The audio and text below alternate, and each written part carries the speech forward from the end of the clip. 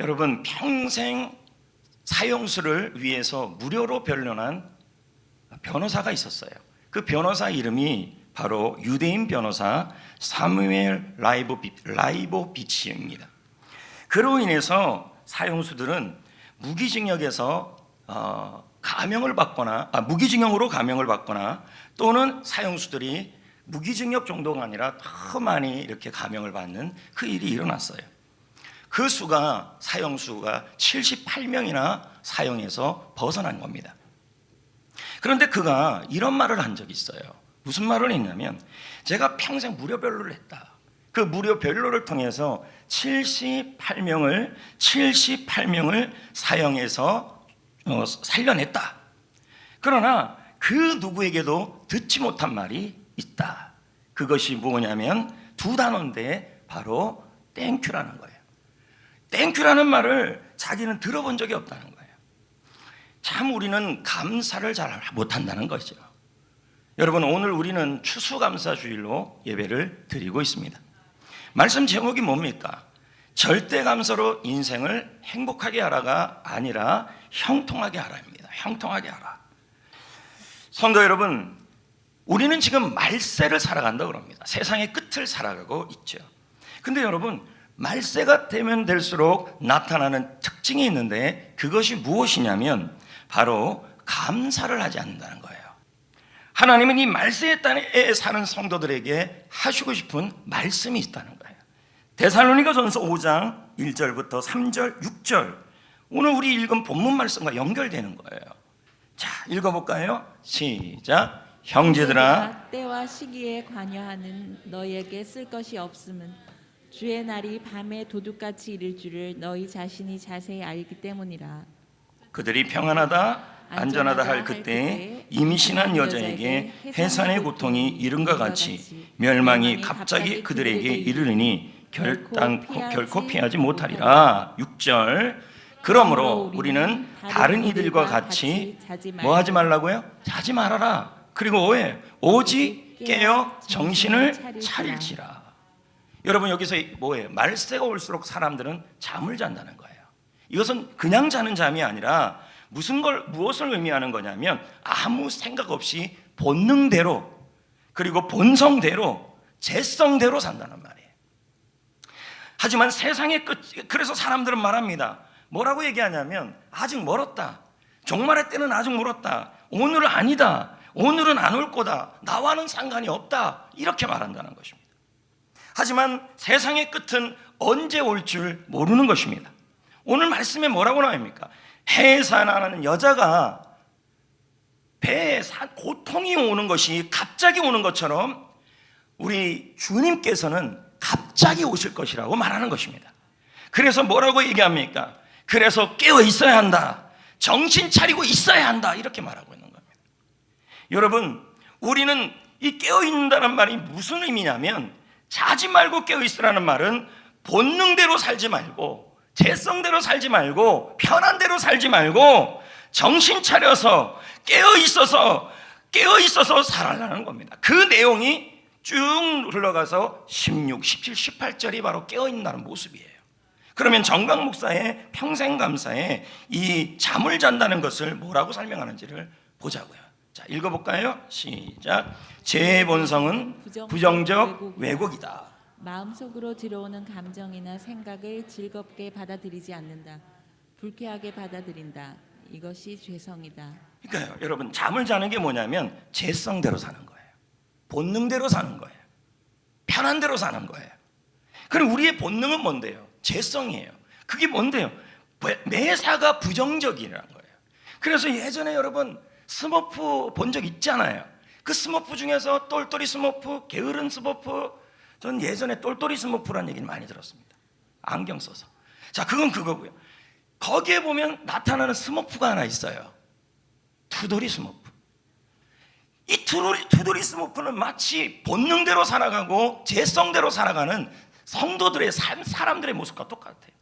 잠을 잔다는 것은 매사가 부정적인 왜곡을 가지고 무슨 일인지 간에 불평하고 원망하고 낙심하면서 그렇게 투덜투덜대면서 살아가는 것이 뭐냐면 본능대로 살아가는 잠을 자는 모습이에요.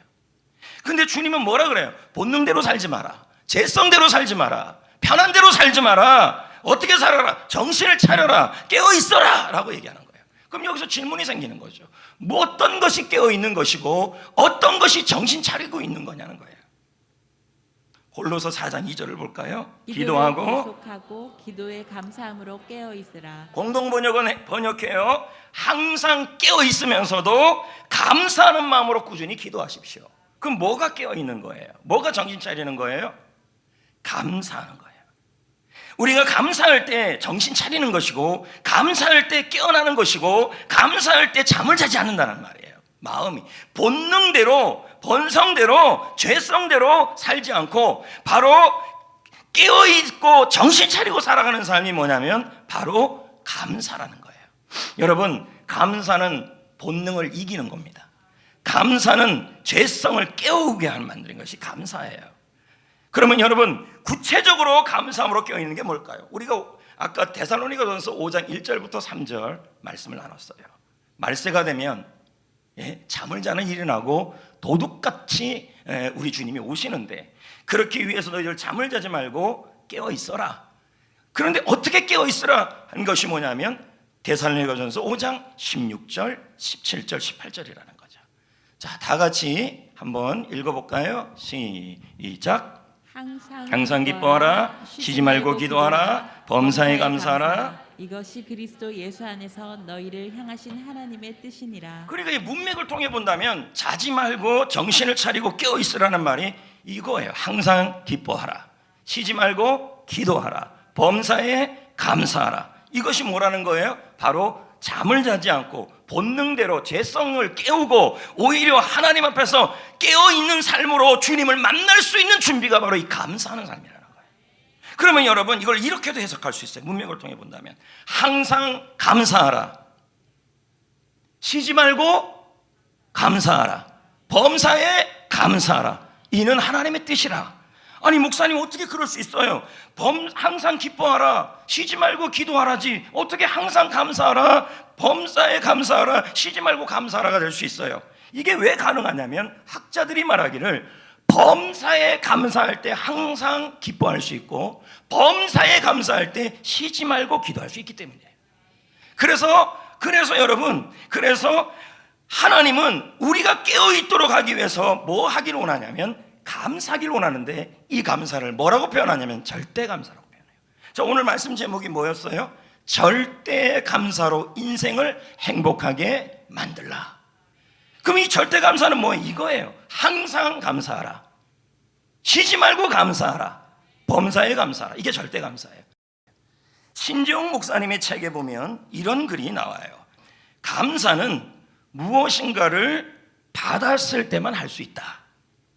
도움을 받거나 마음을 받거나 선물을 받을 때 우리는 감사할 수 있다. 그런데 받는다의 반대말은 주다가 아니라 내가 만들다이다. 우리가 가진 것 중에서 만든 것이 있을까? 우리는 시간을 만들 수가 없다. 우리는 생명을 만들 수가 없다. 우리는 건강을 만들 수가 없다. 우리는 재능을 만들 수가 없다. 우리는 오늘을 만들 수가 없다. 우리는 내일도 만들 수가 없다. 만든 것이 전혀 없다. 그렇다면 만들지 않았다면 모두 받은 것이다. 돈을 벌어서 차를 샀다면 내 것일까? 질문이잖아요. 그런데 돈을 벌기 위해서는 시간이 있어야 하고 재능이 있어야 되고 생명이 있어야 한다. 건강도 있어야 한다. 그런데 이 시간, 생명, 건강, 재능 모두 내가 만든 것이 아니다. 그럼 돈 버는 것도 그 돈으로 산 것도 받은 것이다. 모든 것을 만들 수 있어서 받을 필요가 없는 하나님은 우리에게 주기만 하신다. 생명을 주셨고 사랑을 주셨고 은혜를 주셨고 말씀을 주셨다. 그리고 모든 것을 주셨다. 이제 그분께 감사를 드리자. 모든 것을 받았기 때문에 모든 것에 감사할 수 있다. 여러분, 지금 우리는 말세를 살아가고 있습니다. 말세를 살아가는 우리에게 우리는 데살로니가 전서는 두 가지를 제시하고 있는 거예요. 자는 삶이라는 거죠. 본능대로, 재성대로 편안하게 그냥 내버려 두면 부정적 왜곡에 나와서 좋은 일도 나쁘게 불평하고 나쁜 일도 더 나쁘게 불평하는 게 우리의 자는 삶이에요. 재성대로 그냥 내버려 두는 삶이죠. 또 하나의 방법은 뭐예요? 이 고통의 때에 본능대로 사는 것이 아니라 깨어서 정신 차리고 사는 삶이에요. 그것은 뭐예요? 항상 감사하고 쉬지 말고 감사하고 범사에 감사하는 삶이 바로 깨어있는 삶이라는 것입니다. 왜요? 본능을 거스려야 되기 때문에 그건 깨어있는 삶이라는 거예요. 그런데 여러분, 우리는 감사를 하고 싶어도 또 절대 감사를 하고 싶어도 깨어있을 수 있는 삶을 살기가 참 어려워요. 그런데 주님이 우리에게 말해요. 너희의 힘으로 감사하는 게 아니라 내가 준 힘으로 감사하라. 골로서 3장 17절 말씀을 다 같이 읽어볼까요? 시작. 그를 힘입어 하나님 아버지께 감사하라. 표준세 번역은 해석해요. 그분에게 힘을 얻어서 하나님 아버지께 감사를 드리십시오. 그 감사는 어떻게 할 수 있는 거예요? 하나님이 힘을 주셔야 감사할 수 있다라는 말이에요. 그러므로 여러분, 감사하기 위해서 하나님께 힘을 구하시길 축복합니다. 할렐루야. 그래야 우리가 감사할 수 있습니다. 그런데 성도 여러분, 저는 절대 감사를 무슨 일이 있어도 반드시 해야 되는 감사예요. 그게 항상 감사하고 범사에 감사하고 쉬지 말고 감사하는, 무슨 일이 있어도 해야 될 일이죠. 그 감사를 우리는 뭐라 그래요? 절대 감사라 그래요. 근데 여러분, 이 절대 감사의 의미가 몇 가지가 더 있다는 거예요. 왜냐하면 어떠한 상황에서든지 간에 내가 항상 감사하고 범사에 감사하고 쉬지 말고 감사하는 그 모습이 여러분에게 주는 영적 상태에 대한 잣대라는 거예요. 자, 보자고요. 18절을 다시 한번 봐요. 자, 어떻게 나오냐 보자고요. 시작. 범사에 감사하라. 여기서 뭐가 나와요? 감사하라. 여러분, 이 감사하다는 단어가 원문에는 어떻게 되냐면 유카리스테오라고 되어 있어요. 유라는 단어는 뭐냐면 좋다라는 의미예요. 그리고 카리스테오는 명사형인데 명사형으로 만들어졌지만 원형이 뭐냐면 카리스예요. 그러니까 은혜란 뜻이죠. 그러면 감사라는 뜻이 뭐냐? 지금 그대로 본다면 하나님이 하신 일은 모두 선하고 모두 좋고 모두 합당하고 모두 은혜롭게 된다라는 고백이 바로 감사라는 거예요. 지금 여러분에게 좋은 일이 일어나든 나쁜 일이 일어나든 힘든 일이 일어나든 그 모든 일은 하나님의 선한 계획이 있어서 그 일을 갖고 하나님이 합당하고 좋게 만들다고 고백하는 게 감사라는 거예요. 할렐루야. 이걸 감사라는 거예요. 그러니까 지금 여러분이 뭐냐면 몸이 아파요. 그리고 상황이 힘들어요. 사람 때문에 어려워요. 그런데 그 상황에서 감사를 한다는 말은 상황이 힘들고 관계가 힘들고 물질적으로 힘들고 몸이 아프지만 하나님은 이 일을 통하여 선한 계획을 갖고 계셔서 은혜롭게 만들어내실 것이다. 이게 감사예요. 여러분, 진짜 실력은요, 위기 때 나와요. 인생의 어려움이 찾아올 때 그 어려움을 어떻게 대하느냐에 따라서 실력이 나와요. 장미꽃이 만발할 때는요, 누구나 감사할 수 있어요.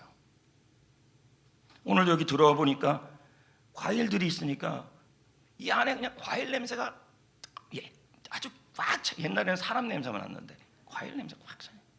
근데 어떤 분은 아유 과일 냄새 싫어 이러는 분들 있지만 이렇게 과일 냄새가 좋을 때 감사는 누구나 할 수 있다는 거예요. 근데 여러분, 사방에 장미꽃 가시가 찔러대는 상황에서 장미꽃을 피우게 하시는 하나님이 이 장미꽃 가시 속에서도 장미꽃을 피우실 것이라는 선한 계획을 갖고 계시는 하나님을 바라보는 것이 바로 뭐냐면 영적 실력이에요. 그게 감사예요. 이 상황에서 장미꽃 가시에 감사합니다. 장미꽃 가시 감사. 물론 지금 음이 다 틀렸지만 여러분, 이 장미꽃 가시 감사, 이건 무슨 말이냐면 이 상황에서도 하나님의 선한 계획을 가지고 하나님께서 일을 이루실 거라고 그때 내가 고백하는 가장 간단한 방법이 뭐냐면 이 상황도 감사합니다예요. 왜요? 하나님의 이 감사라는 단어는 하나님께서 이 상황 가운데 선한 계획을 가지시고 나를 위한 뜻을 이뤄내시며 합당한 결과를 이룰 것이라는 고백이 감사이기 때문에. 그래서 감사는요, 그 사람의 영적 상태를 보여줘요. 좋은 일에도 감사하고 힘든 일에도 믿음으로 감사하는 거죠. 장미꽃 가시지만 가시가 내 인간관계가 나를 찔리고 건강에서 질병이 나를 찌르고 물질이 나를 찌르는데 그 상황에서도 하나님은 장미꽃을 이루실 것을 믿습니다 라는 것이 감사라는 거예요. 그게 실력이에요. 영적 실력이에요. 믿습니까? 그래서 골로새 2장 7절에 감사를 어떻게 하라 그래요? 믿음으로 하라 그래요. 볼까요? 시작. 믿음에 굳게 서서 감사함을 넘치게 하라. 자, 공동번역은 어떻게 해석해요? 믿음을 더욱 견고히 하여 넘치는 감사를 하나님께 드리십시오. 그러니까 절대 감사라는 말은 지금 내가 처하는 환경이 학업의 환경, 미래에 대한 환경, 물질의 환경, 사람의 환경, 질병의 환경, 그 환경으로 너무너무 어려운데 감사한다라는 말은 하나님이 이 환경을 통하여 선한 계획을 이루어내실 것이라고 고백하는 것이 감사이고 그게 그 사람의 믿음의 상태예요. 아멘. 그래서 여러분, 절대 감사는 모든 상황에서도 항상 감사하는 것이고 쉬지 말고 감사하는 것이고 범사에 감사하는 거예요. 그 감사가 그 사람의 영적 상태를 보여주는 거죠. 그래서 김병태 목사는 말합니다. 자, 다 같이 읽어볼까요? 절대 감사라는 책에서 말하죠. 시작. 감사 지수를 보면 자신의 영적 성숙도를 가늠할 수 있다. 감사로 당신의 삶을 아름답게 채색하라. 하나님은 더 좋은 선물을 준비할 것이다. 감사는 당신을 더 아름다운 영성으로 성장시킬 것이다. 할렐루야. 그러니까 여러분, 지금 여러분의 상황이 좋은 상황이든 나쁜 상황이든 장미꽃 가시가 있는 상황이든 그 상황에서도 여러분이 하나님께서 이 상황을 통해서도 하나님의 선한 계획을 이루어 가실 것을 믿고 감사하는 사람들은 지금 영적 상태가 좋다는 의미예요. 근데 상황이 너무 힘든데도 더 고통스러운 건 뭐냐? 힘든데도 더 고통스러운 건 뭐냐? 감사하지 않아서 그래요. 감사를 안 하니까 어떻게 됩니까? 영적 상태도 떨어지고 본능대로 본성대로 사니까 자꾸 잠을 자요. 내 영이 내 마음만 자는 게 내 육신만 자는 게 아니라 마음도 자요. 영도 자요. 그러니까 어떻게 본성대로 하는 거죠. 감사 안 하고 그냥 나오는 대로 다 불평부터 해버리는 거예요. 이제 이런 걸 뭐라 그래요? 영적으로 잠을 자는 거라는 거죠. 저는 여러분이 영적으로 깨어 있기를 원합니다. 그러기 위해서는 여러분 어떤 상황이든 절대 감사를 해야 돼요. 믿음으로 하나님은 이 상황을 좋게 카리스 은혜로 선한 계획을 갖고 계신다. 그것을 고백하는 게 감사예요. 할렐루야. 여러분, 절대 감사하라는 말은 두 번째 의미가 뭐냐면 감사를 훈련하라는 의미예요. 자, 18절을 한 번 더 볼까요? 시작. 범사에 감사하라. 이것이 그리스도 예수 안에서 너희를 향하신 하나님의 뜻이니라. 여러분, 이게 명령형이에요, 부탁이에요? 명령이에요. 주님은 왜 감사를 명령하실까요? 그것은 중요한 의미가 있어요. 데살로니가전서 5장 1절, 2절, 3절 종말에 대한 것을 다룹니다. 그리고 주님이 다시 오실 그때를 다루면서 주님께서는 우리가 감사와 감사에 깨어있기를 원하면서 이렇게 말합니다. 감사로 깨어있지 않으면 어떤 일이 일어나냐면 죄성대로 살아간다. 본능대로 살아간다. 그러니까 이 말은 무슨 의미냐면 죄성에 의하여 생기는 감정을 방치하지 말고 자기 감정을 통제하고 다스리는 감사를 훈련하라 이 말이에요. 그러면 절대 감사는 뭐예요? 훈련하라는 거예요. 어떻게 훈련하라는 거예요? 지금 상황이 아파요? 경제적으로 어려워요? 물질적으로 어려워요? 자녀가 속을 썩여요? 환경이 힘들어요? 그런데 뭐 하는 거예요? Would you please가 아니라는 거예요. 명령이에요. 이런 상황에 어떻게 하는 거예요? 하나님의 선한 계획이 있다. 반드시 하나님의 선한 계획을 이루어 가신다. 그래서 뭐예요? 의도적으로 훈련하는 의미로 자신의 죄성과 감정을 통제하고 감사를 훈련하겠다라는 결단을 하라는 거예요. 이게 말세를 살아가는 모습이라는 거예요. 그러니까 오죽하면 히브리서 12장 4절에 죄와 싸우되 피 흘기까지 싸우라 그럴 거예요. 볼까요? 시작. 너희가 죄와 싸우되 아직 피 흘기까지는 대항하지 않았다. 그럼 어떻게 싸우라는 거예요? 싸우다라는 말은 대항하고 싸우고 맞서서 싸우고 맞짱을 뜨라는 거예요. 본능대로 감정대로. 그럼 뭐야? 죄는 뭐예요? 죄성이에요. 죄성은 뭐예요? 본능이에요. 그것을 어떻게 해요? 죽음을 피 흘리기까지 싸우라는 말은 죽음을 각오하고 생명을 걸고 순결 마음으로 뭐 하는 거예요? 나의 죄성을 죽이기 위해 훈련하라는 말이에요. 절대 감사는 뭐로 하는 거예요? 훈련으로 하는 거예요. 그러므로 여러분, 불평하는 마음을 방치하지 말고 몸부림치며 싸워야 한다.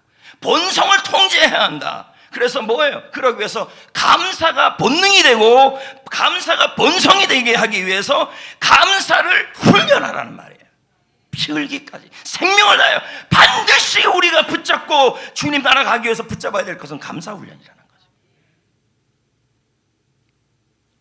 그렇게 감사가 중요해요. 여러분, 세 번째 절대 감사는 뭐 하는 거냐면 표현하는 것입니다. 시편 107편 22절을 읽어볼까요? 시작. 감사제를 드리며 노래하여 그가 행하신 일을 선포할지로다. 네, 감사를 노래하라. 감사를 뭐하라? 선포하라. 이 선포하다는 뜻이 뭐냐면 자세히 말한다, 세어본다. 우리 세어본다는 게 뭐예요? 받은 복을 세어보아라. 그 신복을 내가 알리라. 뭐예요? 이 세워본다라는 말은 뭐냐면 표현하라는 말이에요. 이야기하다. 그래서 감사는 뭐 하는 거냐면 표현해야 이게 절대 감사예요. 항상 감사하라. 쉬지 말고 감사하라. 범사에 감사하라. 범사에 감사하는 사람이 항상 감사하고 쉬지 말고 감사하게 되는데, 이것은 훈련일 뿐만 아니라 뭐냐, 표현하라는 말이에요. 힘들어도 감사합니다라고, 너무 힘들어도 입으로 내보라는 거예요. 세워보고 말해보라는 거예요. 표현해보라는 거예요. 그것이 절대 감사라는 거예요. 누가복음 17장에 예수님은 10명의 나병 환자를 치유해 주셨어요. 그 중에 돌아와서 감사를 표현한 사람은 한 사람이었어요. 그 한 사람이 돌아와서 감사를 표현하니까 어떤 현상이 일어났어요? 예수님께 감사하니까요. 예수님과의 관계가 좋아졌어요. 그리고 더 깊은 영적 관계가 생겼어요. 마찬가지예요, 여러분. 하나님께 감사를 뭐 하는 거예요? 표현하게 되면, 너무 힘든데도 하나님 감사합니다, 이 상황 속에 하나님의 선한 계획이 있음을 믿고 감사합니다 라고 표현하면 하나님과의 관계가 좋아져요. 하나님과의 관계가 좋아지면 영적으로도 좋아지는 거예요. 그리고 감사를 뭐 하는 거예요? 너무 힘든데, 사는 게 너무 힘든데도 뭐예요? 사람에게 감사를 표현하면 그 사람과의 관계가 좋아져요. 강준민 목사가 말합니다. 표현이라는 책에서요, 표현은 결과를 낳는다. 하나님은 우리의 표현에 관심이 있다. 하나님은 우리의 언어 표현을 들으신다. 하나님은 듣는 대로 하신다, 이 뜻이죠. 여러분, 구슬도 어떻게 해야 보배가 됩니까? 깨어야 보배가 되는 거예요. 그렇지 않아요? 구슬도 깨야 보배가 되는 거예요. 마찬가지로 여러분, 감사가 중요하지 않는다는 생각을 아는 사람이 어디 있습니까? 다 중요한 줄 알아요. 그런데 감사가 아무리 중요해도요, 감사를 표현해야 보배가 되는 거예요. 제가 여러분에게 도전합니다. 다시 한번 도전합니다. 감사가 보배라는 건 모르는 사람이 없어요. 다 알아요. 그런데 그 감사가 여러분 삶의 형통이 되려면, 어려움을 뚫고 나가게 만들려면 절대 감사를 훈련하고 표현해야 합니다. 아멘.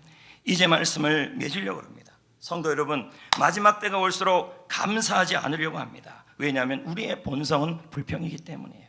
그러므로 여러분, 주님 만날 때까지 우리 정신 차립시다. 깨어 있읍시다. 어떻게 해요? 절대 감사로 깨어 있어야 합니다. 항상 감사하라. 쉬지 말고 감사하라. 범사에 감사하라. 그러기 위해서 우리 교회 안에 있는 이 축복의 선물, 감사 행전에 셀리더와 함께 개인적으로든 함께 동참하고 참여하셔서 매일 감사를 훈련하시고 감사를 표현하십시오.